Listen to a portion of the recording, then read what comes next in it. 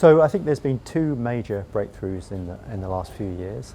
Those are deep learning and reinforcement learning. And both of those were inspired by biology.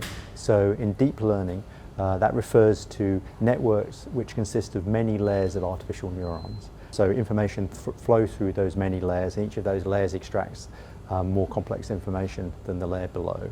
And we had people develop learning algorithms for such networks a few decades ago, but it wasn't really until the past 10 or 15 years that the computing power and the amount of data we had were enough to be able to demonstrate the amazing power of these learning algorithms.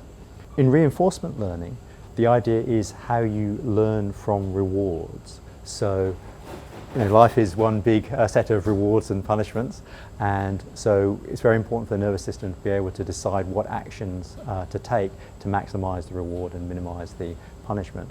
And through many decades of experiments on animals, classical conditioning experiments going all the way back to Pavlov's experiments with his dogs, it's been possible to develop some very powerful mathematical principles for how any kind of learning system can learn from these kinds of rewards, including rewards which are delayed into the future.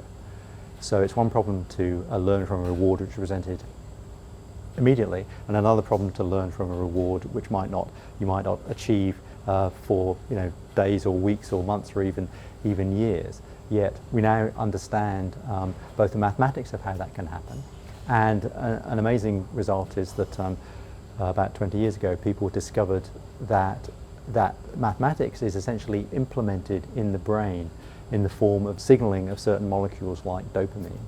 So that dopamine actually implements a reward signal in the brain in much the same way as the mathematics says a reward signal should be implemented.